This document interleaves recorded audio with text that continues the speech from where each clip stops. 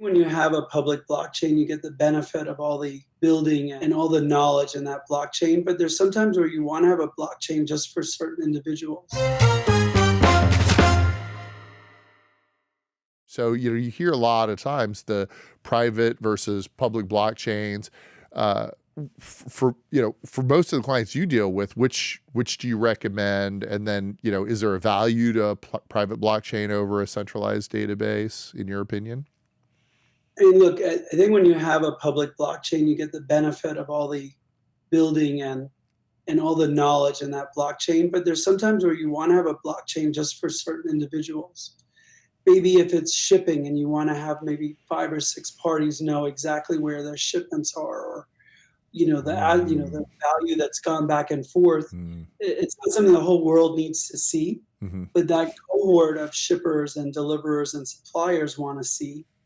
And I think that can be really useful. So I think it really depends on, who what's the use case, who is it for? Mhm, And then deciding on who it's for, you can decide on the visibility of it and whether it needs to be private or public.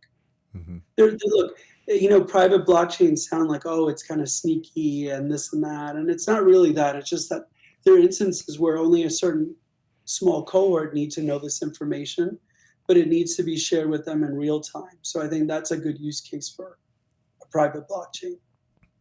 Got it. And then this is one that I don't know whether or not it has specific immediate relevance or merging potential, but I see one of my big questions when it comes to obviously bringing in AI to it, bringing in all the data that a company like Raytheon has and being able to keep track of that within their sandbox.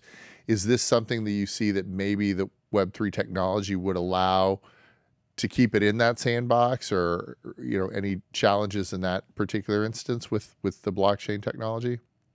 I mean, I think they can utilize it. Clearly, it would be, I would say, private and not public. Right. Yeah. Um, but I think the defense contractors are pretty savvy with their how they use the AI and different technologies. So I'm gonna punt that one a little bit. Yeah, yeah. Sure. You can be like, I'm gonna leave it up to our defense contractors to figure out the best way. But what I do think a great example though of how blockchain technology can be used is like clinical trials. Mm, Like if you can anonymize all the data that comes in through clinical trials, and you can have a blockchain that is amassing all the data so that different relevant parties can go in and look at that data and look at results, while anonymizing the individuals. I think that could be immensely helpful. mhm. And then if you could layer on AI on top of that to really use that supercomputing power to like look at different outcomes of different medicines. I think that could be really powerful. And that could really just even make it quicker how we can get results and sort of learn from our clinical trials. Hey, thanks for watching The Merge. We've got a ton more stuff for you to watch on YouTube, on Instagram, on TikTok, everywhere. Check us out.